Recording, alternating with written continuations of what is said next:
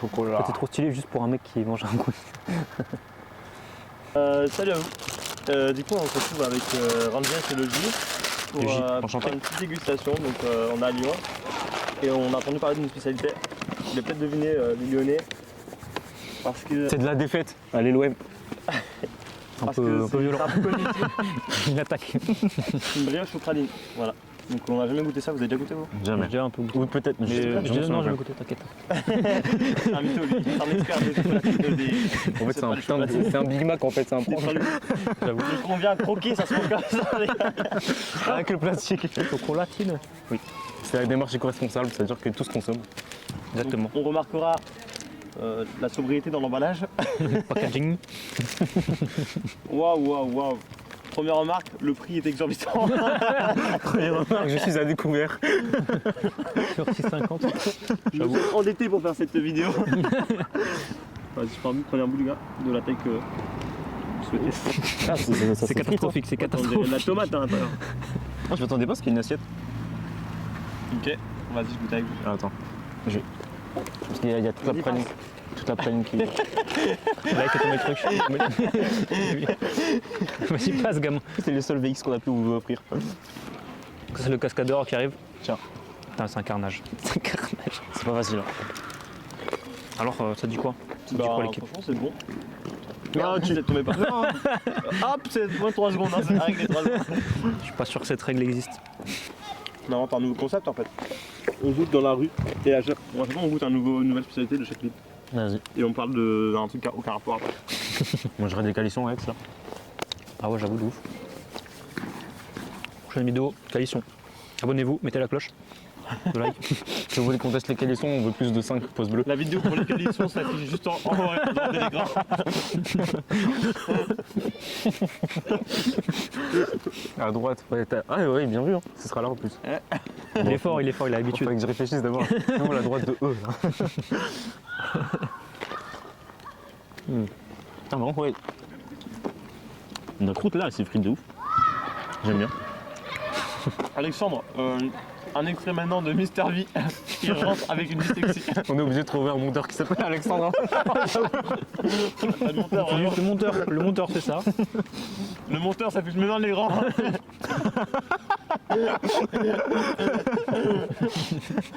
a une petite souris qui vomit de la vodka qui est sur mon doigt et qui bouge. Il y a un éclair maintenant.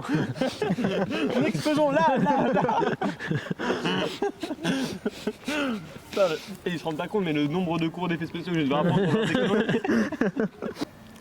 Bon, en vrai, sérieusement, moi j'aurais envie de te poser 2-3 questions par rapport à ton succès, Taïn. Ramjas, pardon, Ramjas. Allez. On dit. Taïn, c'est pour Je les m'appelle- intimes. je m'appelle pas N'essayez Taïn. pas ça quand vous le croisez dans la rue, ok? De toute Comment? façon, vous savez pas l'écrire. Vous saurez pas l'écrire de toute façon. Et d'ailleurs, comment vous écrivez Ramjas? Ah, Ah ah. répondez dans les commentaires. Est-ce que c'est avec un G? Est-ce que c'est avec un G? Est-ce qu'il y a un D? Quelle est la question?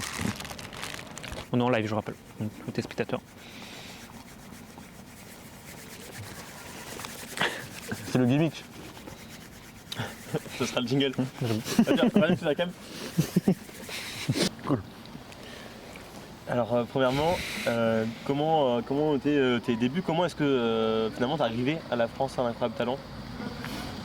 C'est arrivé en fait avec Brian, donc de son prénom Brichapik. Enfin Brichapik de son prénom Brian. On a participé à un concours qui s'appelle une minute de cover sur Instagram, qui consiste en fait à poster une composition ou une reprise d'une chanson. Et on est plusieurs participants sur ce concours-là et on est arrivé deuxième. Et les casteurs je crois même que en fait, c'est le producteur en fait, de la France un incroyable talent. Il a vu notre vidéo, il a eu un petit coup de cœur et il a envoyé une de ses casteuses pour nous demander en fait si on était intéressé à participer à la saison 16. Et on a réfléchi un peu quelques semaines, puis on a envoyé notre réponse, on s'est dit ouais, pourquoi pas. Okay. On passe le casting et puis on voit ce que ça donne. Quelle chance d'être venu sur ce plateau en étant cherché par le casting. Vous n'avez même pas eu à démarcher à plein d'amis qui postulent pour vous en secret. Non, vraiment, c'est eux qui ont eu un coup de cœur. C'est génial. Et ensuite, comment est-ce que ça s'est passé du coup? C'était sur combien de temps et quels étaient les contacts avec la prod Alors, du coup, on était en échange uniquement avec la casteuse, qui nous avait pris un peu sous son aile pendant plusieurs semaines, qui nous avait un peu guidé sur les différentes démarches à faire. Il fallait faire une vidéo de présentation, remplir un formulaire sur qui on était, ce qu'on faisait dans la vie, musicalement où est-ce qu'on se situe, sur quels réseaux on est actif, une sorte de petit CV un peu de nous, notre activité. Et il fallait aussi envoyer une vidéo d'une potentielle performance qu'on ferait lors des auditions. Donc on nous a contactés en mars et tout ça, ça a duré 2 mois à peu près. C'est en mai qu'on a, ou en tout cas fin avril qu'on a envoyé notre vidéo de performance, mais c'est en mai qu'on a eu une réponse donc du coup de toute l'équipe de production. La performance, c'était quoi? On a fait une vidéo en fait dans l'appartement de Brian. Qui était ce que vous avez pu voir si vous l'avez vu, notre prestation aux auditions. C'était exactement le même, sur la même prod, faite par Waz. Waz, un pote à nous qui est beatmaker. Et c'était le même texte, c'était vraiment toute la perf était déjà écrite depuis mars en fait. Et réalisé par Mathéo. Réalisé par Mathéo, donc Horus, qu'on revoit Mathéo Leroy, qui s'occupe de tous nos clips avec Brian. Et donc on a envoyé notre vidéo, puis on a croisé le doigt pour être pris et en mai on a eu la réponse comme quoi notre profil les intéressait et qu'on participe à l'aventure. Donc en août, donc on a dû attendre le 28 août pour passer devant les jurys. J'ai eu la chance d'être avec vous à ce moment-là. Donc tu as pu nous accompagner. Avec Félix. Toi tu as pu être là dans le public. J'étais là, Seb, Adrien, les meilleurs potes finalement. Ouais.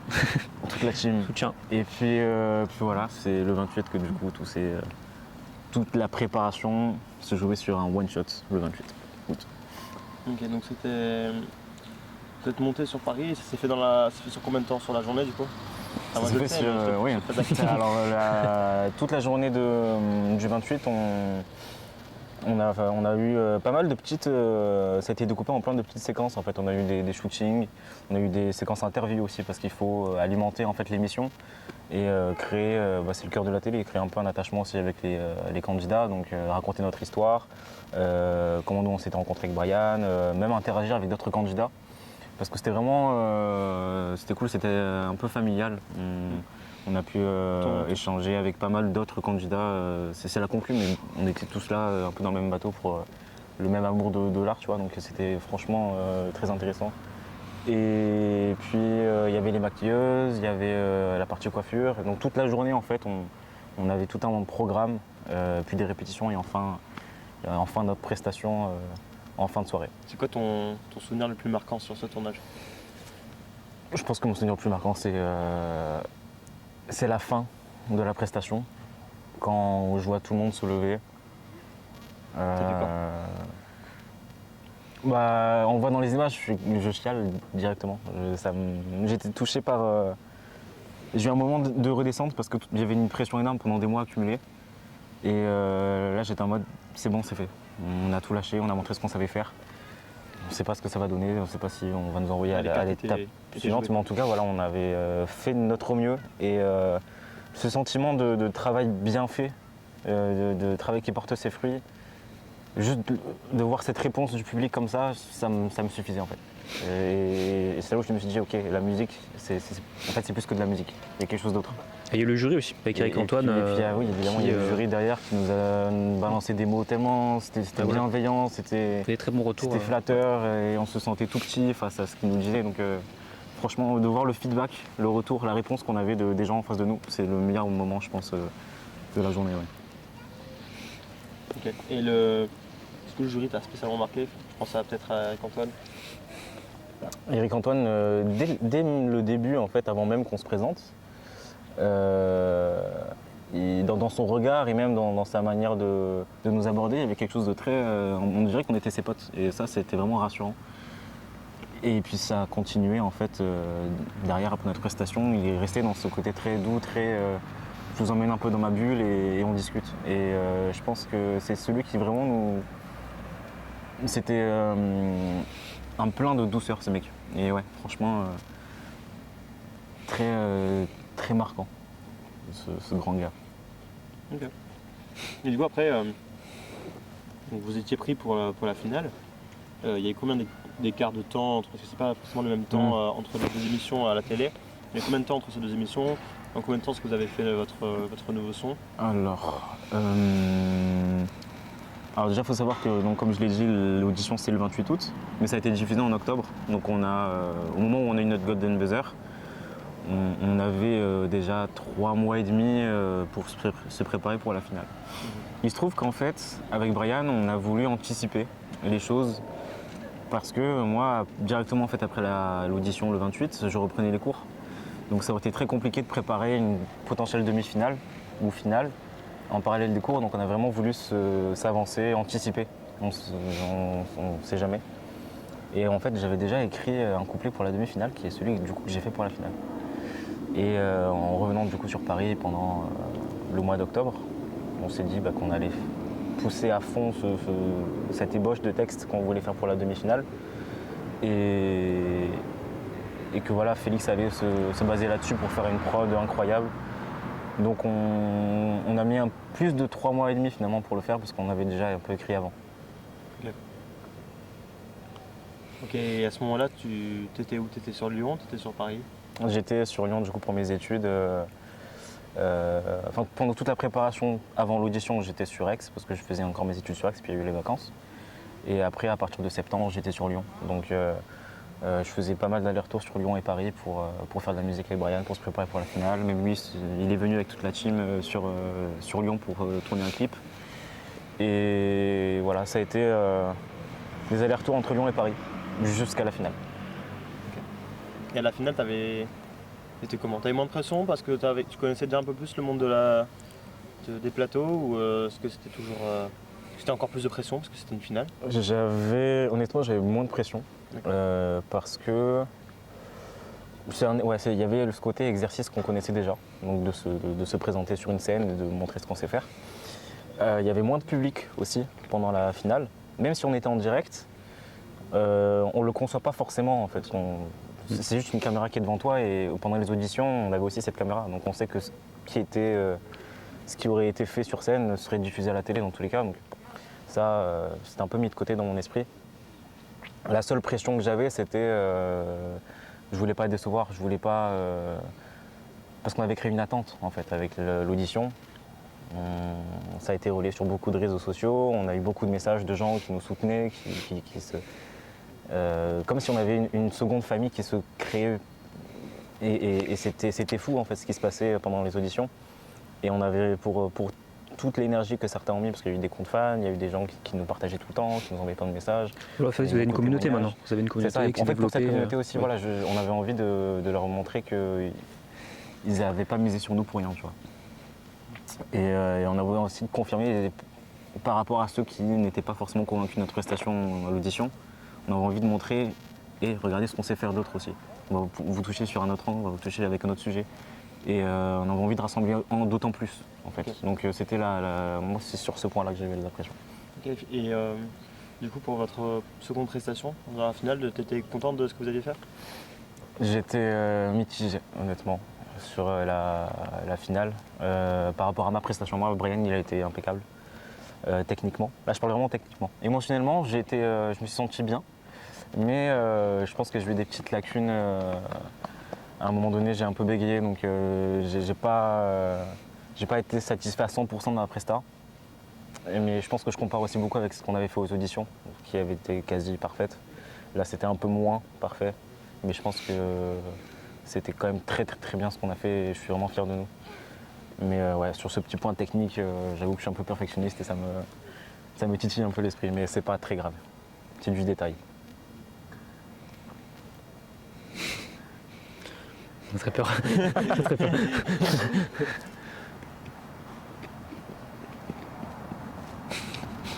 Ok, c'est bon. La menace, c'est vite. C'est bon, c'est bon. T'es prêt à décoller là? C'est où? Je chope le gamin là. Non, je peux pas, t'es fou. Prends comme ça. Ok, bon vas-y, remonte dans le bain. Du coup, comment t'as vécu ta défaite, la finale? Alors.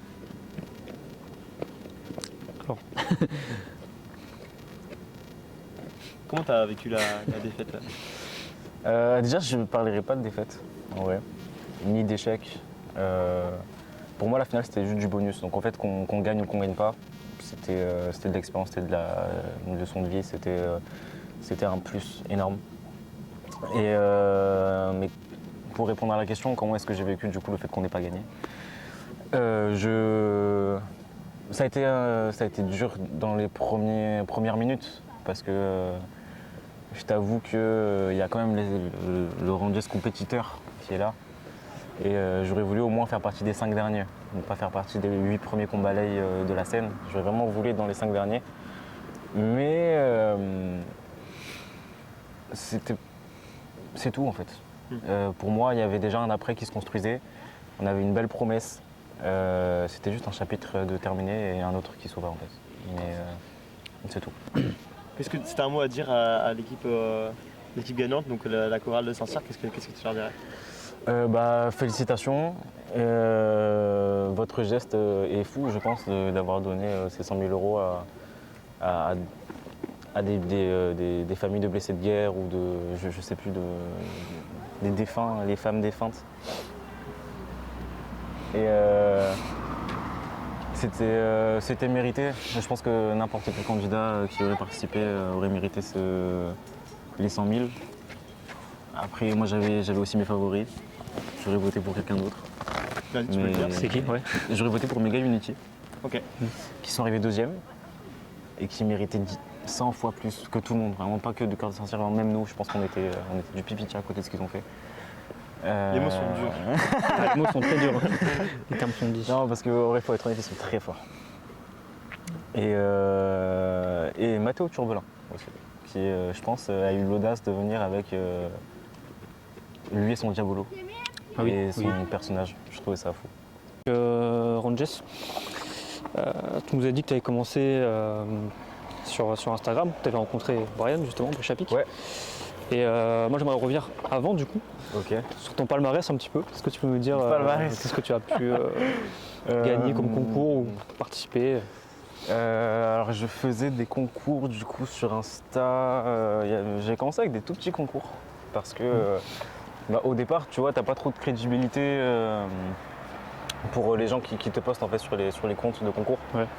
Ils aiment bien les gens qui ont un minimum d'abonnés parce que ok, ils veulent mettre en avant des artistes et des petits rappeurs, mais ils veulent aussi se faire leur communauté à eux. Ouais. Donc ils misent plutôt sur ce que j'appelle des têtes d'affiche. Ouais. Donc je commençais sur des petits concours qui c'était convivial, tu vois. D'accord. Je postais ton freestyle, t'avais des gars qui savaient pas forcément rapper ou qui n'étaient pas dans les temps du tout, mais on était tous postés, on était tous un peu... Ouais. Voilà, tu vois. C'était ceux qui savaient un minimum rapper dans les temps, ils gagnaient, tu vois. Donc C'était quoi ton premier? Est-ce que tu te souviens ton premier freestyle? Il s'appelait Union Rap. D'accord. Union Rap, alors je sais pas s'ils sont encore actifs. Mais du coup j'avais gagné mon tout premier concours qui s'appelait D'accord. Union Rap. Après j'en ai fait un autre un peu plus grand mais toujours petit qui s'appelait Exprime ton talent. Et puis après je me suis un peu attaqué à ce qui marchait bien sur Insta, Rap pour 100 E et le rap français et une minute de rap. D'accord. Et puis j'ai fait ça pendant un an et demi.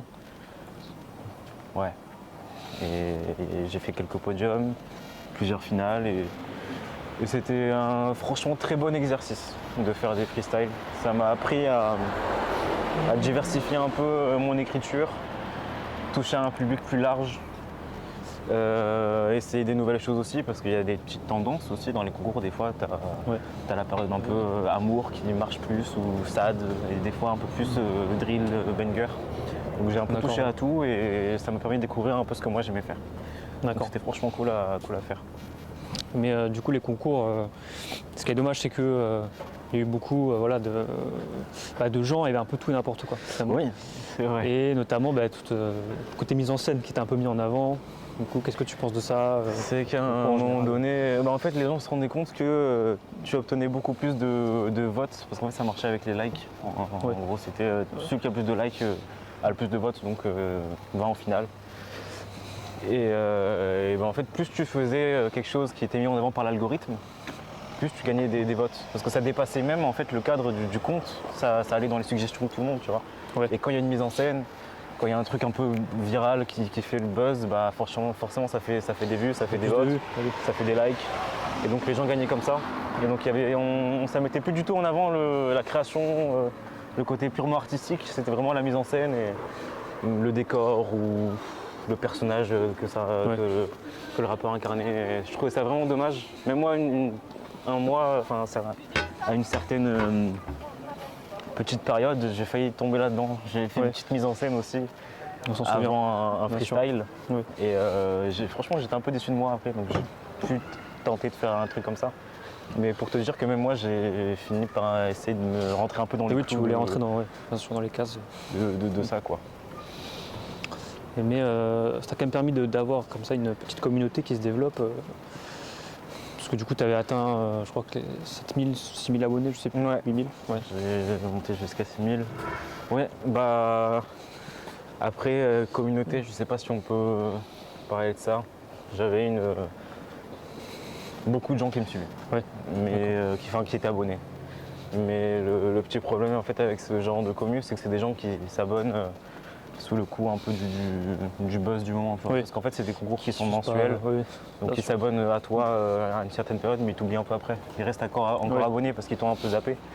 Mais c'était pas encore une vraie communauté, mais, Ouais. mais j'avoue que ça donne un peu de crédibilité aussi quand toi tu te proposes pour je sais pas, des beatmakers ou d'autres artistes pour faire du son avec eux. Ils voient que tu as quand même des gens qui te suivent, qui ont validé ton travail, qu'il y a un nombre conséquent de vues sur tes vidéos. Et ça donne un peu. Les gens sont plus friands un peu de ça. Faut pas trop se le cacher. Donc ça m'a aidé sur ce point-là. Mais c'est surtout avec Incroyable Talent que la vraie communauté est arrivée, je pense. Et du coup, cette communauté, elle vous envoie pas mal de messages de soutien, on vous reconnaît dans la rue, etc. Oui, c'est. Donc, ouais, ça, j'imagine que c'est très motivant, quoi. Ça donne envie de. Il n'y a continuer, quoi. rien de plus gratifiant de.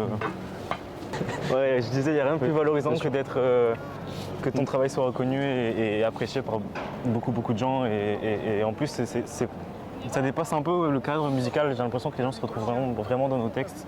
Ouais. Et qui s'identifient et ça les touche.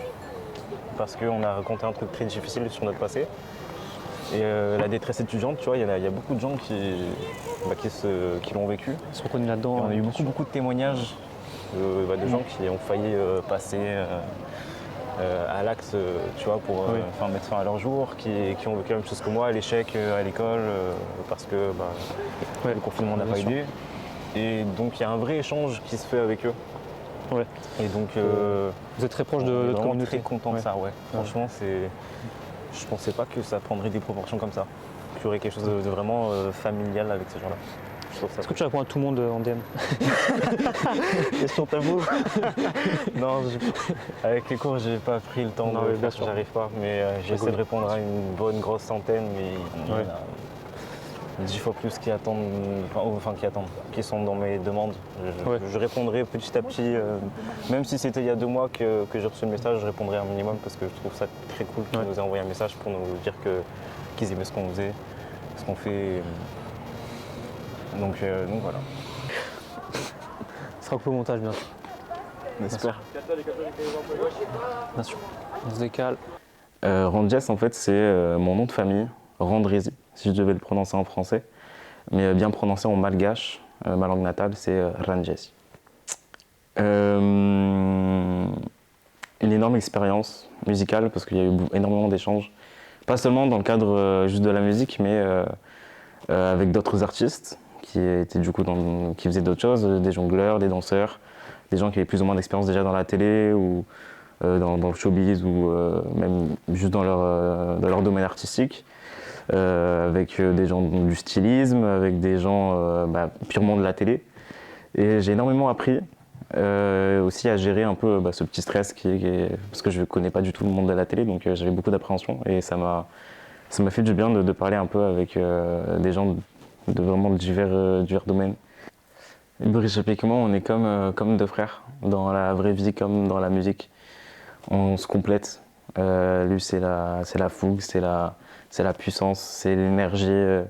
C'est un électron libre. Moi, je suis la force tranquille. Je suis celui qui canalise. On est un peu comme le yin et le yang tous les deux.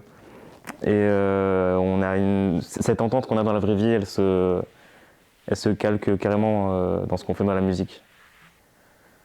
C'est pas facile, en vrai, de gérer les deux.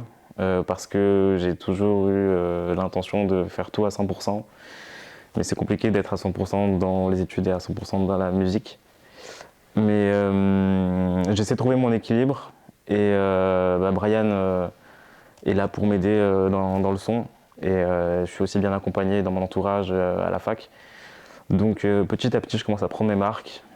Mais je vous avoue que j'essaie de plus en plus mettre en avant le ranges musical que le tie-in dans les études. Népal, Nekfeu, Scylla, Dinos, c'est des artistes qui m'ont fait adorer, admirer la belle écriture, la belle plume, c'est ce qui me touche le plus dans la musique. Et je citerai aussi Damso, parce que c'est un gars qui commence à me faire kiffer les punchlines un peu sales. J'aime bien ça. Je trouve que ça rajoute un charme dans un texte un peu trop lisse. Le featuring rêvé pour moi, ce serait Sofiane Pamar au piano. Et j'essaierai de sublimer au mieux ces lignes mélodiques avec un petit rap bien personnel. Court terme, je dirais faire de la musique à fond, confirmer mon choix de mettre la musique en avant, enfin par rapport à mes choix de projet de vie. Qu'une vraie communauté se crée et commence des scènes, pourquoi pas. À moyen terme, je dirais m'installer avec Brian petit à petit dans le monde de la musique, qu'on soit reconnu pour ce qu'on fait et que les gens nous associent plus à un incroyable talent mais à ce qu'on est.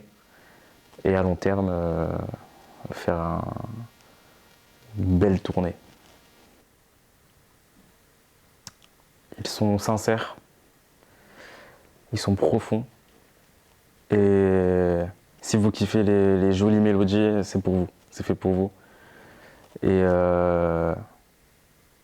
ils sont forts en termes d'écriture, saupoudrés d'une petite lueur d'espoir. Ça fait toujours du bien en cette période. Et surtout, si vous venez nous voir en concert, ce sera fou. Toute l'émotion qu'il y aura dans les sons, ils seront multipliés par 10 si vous venez nous voir. C'est un projet, ce serait l'idéal en fait. Un label indépendant, avec Brian, on aimerait bien être notre propre distributeur et gérant en fait. On aime bien ce côté indépendantiste, on n'est jamais mieux visseur que par soi-même de toute façon. Ce serait un idéal, donc, et je pense que tout artiste a envie d'être son propre employeur. Donc c'est évidemment pas pour tout de suite parce qu'on n'a pas encore la prétention de s'autoproduire, parce que c'est quand même compliqué. On est tout jeune dans le monde de la musique, mais on espère qu'un jour ça se fera. Pas de Jack de miel aux abords du lycée, quelques feuilles à caresser. Toujours là, à traîner dans le square. On parle encore de nos rêves non réalisés. Il serait temps d'égaliser, de rectifier la trajectoire. Ouais. Est-ce que toi aussi t'as une estime à retaper? Zéro trèfle, tous les soirs t'envies déjà ta vie après. T'as la flemme de viser tout ce que petit idolâtrait. Je dis ça car la frustration se lit bien sur tes traits. Pas les sous pour un nouveau départ. Plus tu ralentis, plus tes potos creusent l'écart. Bientôt diplômé et toi t'as 2-3 ans de retard. Ils sont même plus dispo pour s'appeler le soir. Ouais. La vie c'est un casse-tête, la vérité la cachette. Une façon plus classe d'enfumer cette âme en peine. Espresso la casquette, le visage est masqué. N'attends pas ça passe, dès la chance est à la traîne. Heureusement guette ça, la luna est plutôt jolie. Les prières du soir t'empêchent d'avancer en roue libre. On est là mais on est souris de pas être des piliers solides. On est tous des ratés venus en tisant de la colline. Peu d'espoir frère qu'au fond tu t'en sortes seul. Encore un de ces rêves à l'appel, écrasé sur une feuille. Check, une minute de rap. Encore effacé, moi qui me voyais que sur scène, je finis sur le beach. Noir c'est noir, je quête le ciel tous les soirs. Et l'espoir disparaît, je vois même plus ma bonneton. Le petit garçon russe est devenu méconnaissable. Je vais m'assommer jusqu'à clamser, puis tout. Du coup, dans 20 ans, on poste le documentaire sur Amazon Prime. Oui. Sur quoi? Sur Amazon Prime. Parce qu'il faudrait que tu sois là pendant 20 ans à nous vloguer. Ouais. Moi aussi j'ai plein de trucs sur toi mec, tu sais pas. Hein. Ah bah c'est bon, ça fait déjà 3 ans. J'ai déjà 3 ans. T'as déjà fait Dans 3 17 ans, j'ai un documentaire qui sort. C'est pour le docu de 2042. Waouh. Non, nous on fera 30 ans, on ne fera pas 20 ans. Ah ouais. On fera 30 ans. Ouais, non, c'est moi. Jeune rappeur à ses débuts qui mangeait des pâtes. Faut les ouvrir, les pâtes. Très Ça important, changera pas. les pâtes. J'adore les Kibou. potes. Dans 30 ans, il y en aura plus. Ce plan est universel. Tout le monde l'a connu. Tout le monde est passé par là. Le pesto est dans le frigo et il arrive. Les vêtements sont par terre. Non, ça c'est juste parce que je suis dégueulasse.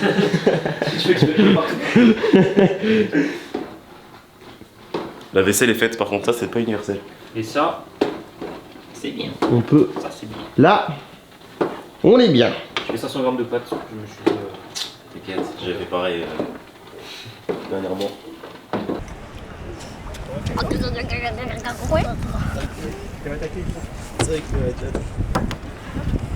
Eh, le signe, ça va? Le petit canard? Pour le confinement. Très honnêtement, t'es en train de passer leur vidéo. Ah oui, d'accord. C'était toi, On donc avait trouvé ça top, on n'était pas sûr. Il me dit si, c'est lui. Ouais. on regardera ça tranquillement ce soir. Ok. Bon, en tout cas, c'est gentil. bravo, Merci en à tout toi. cas. Bravo. En tout cas, c'était vraiment super. Merci beaucoup. Bon, bonne chance pour la suite. Merci énormément. Passez une bonne après-midi. Merci, vous aussi. Ça va?